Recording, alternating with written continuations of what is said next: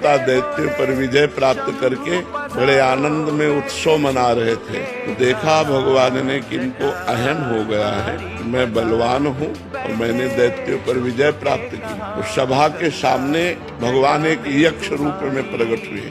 तो देवराज इंद्र ने देखा, बोले कोई भी देवता इनका परिचय लाकर हमें बताओ, ये कौन प्रकट हुआ। तो सबसे पहले वायुदेव प्रकट हुए। विश्व में वायुदेव से बढ़कर कोई बलवान नहीं। तो वायु देवता गए और कहा, यक्ष तुम कौन हो। तो उनका हम तो अपना परिचय बाद में बताएंगे, पहले आप बताएं आप कौन है। बोले मैं पवन हूँ, वायु।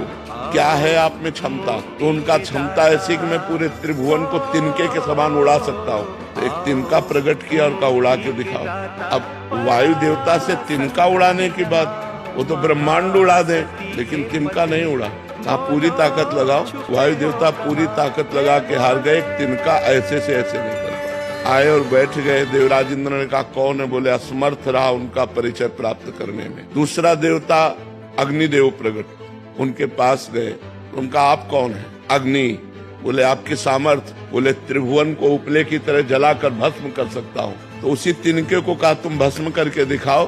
तिनके की तरफ देखा, कुछ नहीं हुआ। पूरा पावर लगा दिया, कुछ नहीं हुआ। अग्नि देवता वापस जाकर बैठ गए और कहा मैं असमर्थ रहा। तब स्वयं देवराज इंद्र उठे।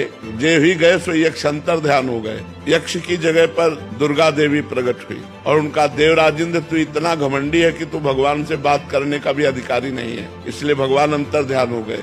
वो यक्ष रूप में भगवान थे। तो इतना समझ ले, तेरे वायु देवता में इतनी सामर्थ्य नहीं कि तिनका उड़ा सके। अग्नि देवता में इतनी सामर्थ्य नहीं कि तिनके को भस्म कर सके। सब भगवान की सामर्थ्य से युक्त हो। घमंड मत करो।